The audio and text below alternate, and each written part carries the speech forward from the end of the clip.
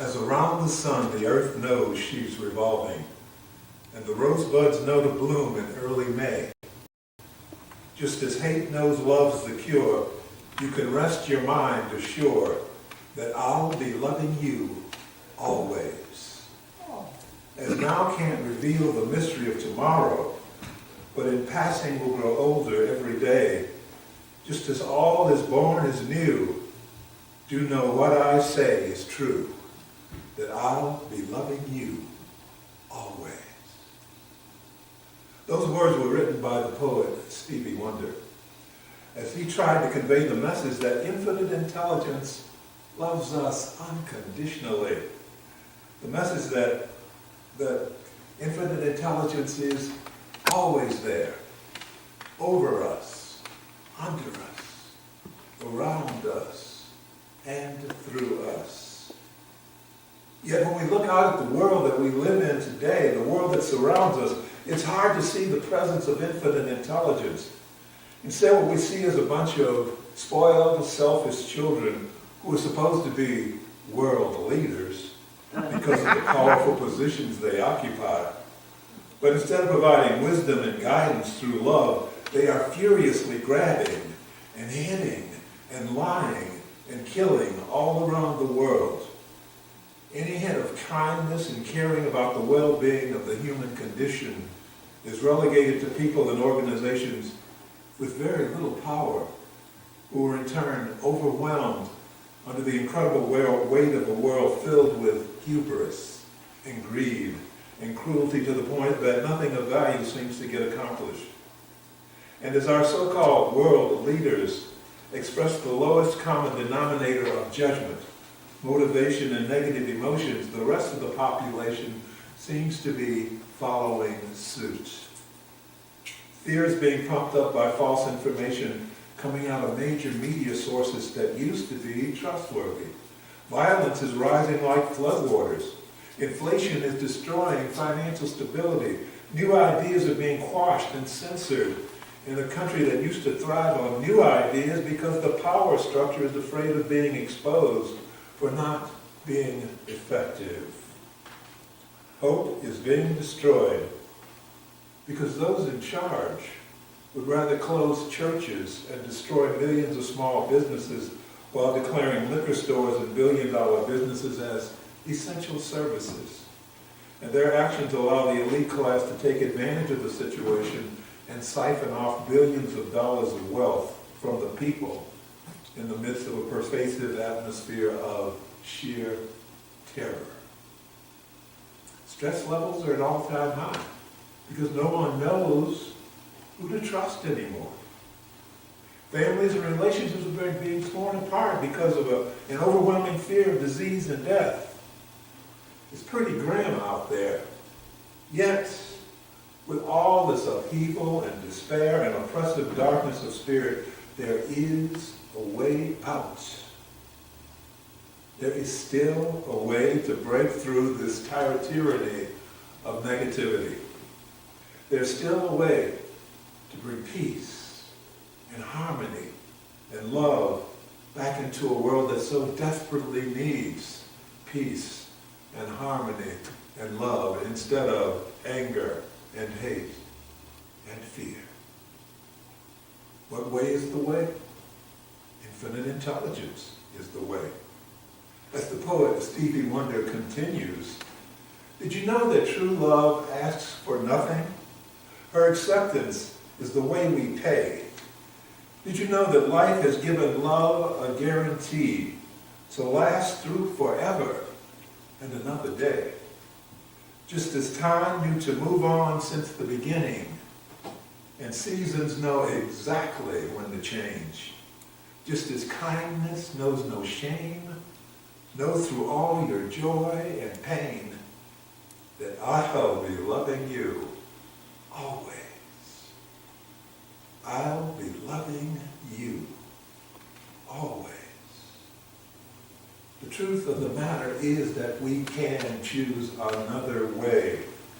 Even in the midst of all this madness, we have the power to choose another way. We have the power to choose love.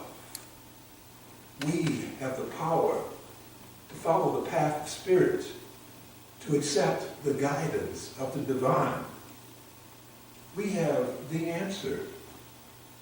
Our spiritual declaration of principles provides a roadmap for us when they state the following. 1, we believe in infinite intelligence. 2, we believe the phenomena of nature, both physical and spiritual, are the expression of infinite intelligence. 6, we believe that the highest morality is contained in the golden rule, do unto others as you would have them do unto you. 7, we affirm that the moral responsibility of the individual and that we make our own happiness or unhappiness as we obey or disobey nature's physical and spiritual laws. And finally, number 8, we affirm that the doorway to reformation is never closed against any soul, here or hereafter.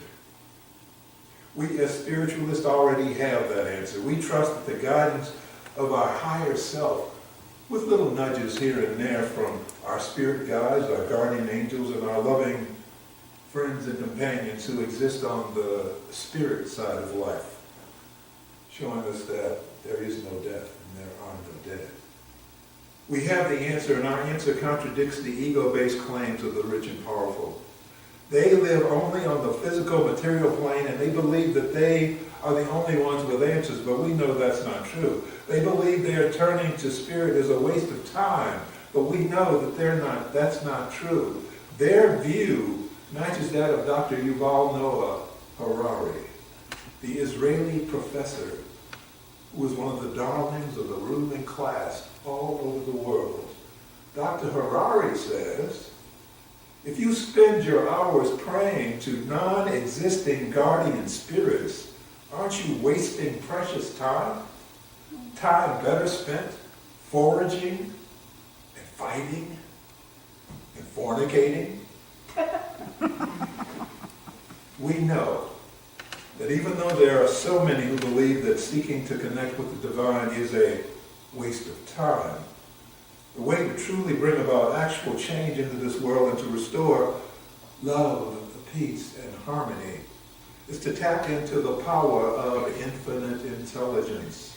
We must be bigger than our physical selves, our ineffectual, insignificant physical selves. We must rise up to the higher levels of consciousness and existence that come with the knowledge and the understanding revealed to us in the early 1900s by the French philosopher Pierre Teilhard de Chardin. We are not human beings, he said. We are not human beings having a spiritual experience. We are spiritual beings having a human experience. We are spiritual beings who are living in the midst of people who are dominated by fear, and their fear is making them crazy. They steal from each other because they fear that there is not enough. Yet, we live in a world where abundance is on display all around us all the time. They kill each other because they feel inadequate and they fear the power of the other. But, according to Marianne Williamson, our deepest fear is not that we are inadequate. Our deepest fear is that we are powerful beyond measure. It is our light, not our darkness, that most frightens us. It is up to us, fellow spiritualists, those of us who are acquainted with our own spiritual power, to bring clarity, though, to those who are groping blindly in the fog of delusion. It is up to us, those of us who are acquainted with our own spiritual power, to exert our influence through faith and prayer and divine healing to bring peace into this chaos. It is up to us, those of us who are acquainted with our own spiritual power, to inject the healing energy of love into this world in order to decrease the horror of the destructive and barbaric behavior we are witnessing on display in so many ways against so many people on so many days after days after days. But we can't do it through physical actions. We can't do it through protest or demonstration or counter movements. History has taught us that those kinds of physical actions have only proven to be temporary measures and are comparable to playing whack-a-mole with the human condition. Because as soon as you address one issue, another issue pops up. No. The change must come from a higher place, from a higher consciousness, a place that too many people believe does not exist, but we know that it does. We must dedicate ourselves to the disciplined task of saving the world from itself. Yes, at this moment, there are only a few of us in comparison to the millions on the other side who do not believe. But the power of spirit is a multiplier. Various studies over the past 50 years have shown that if a large enough group of people work together to meditate and to pray, the effect upon the larger population is powerful and profound. They have found that it reduces violent crime. So how large a group does it take to make something like that happen? Only 1%. That's right. Only 1% of dedicated spiritual people can profoundly influence the population in a positive way.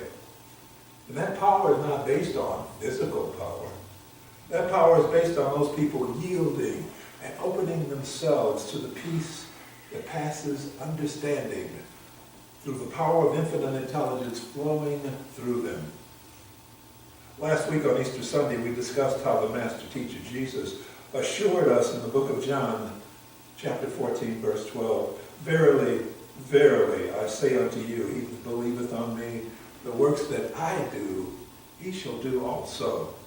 And greater works than these shall he do." So the amazing things that Jesus was able to do were not limited to him, because he is an example, not an exception. An example, not an exception. He came to show us who we are. He came to show us what we have within us. He overcame death. His spirit was resurrected after his horrific crucifixion. But so what? We too can overcome death, because our declaration of the principles has that event covered too. Number 4, we affirm that the existence and personal identity of the individual continue after the change called death.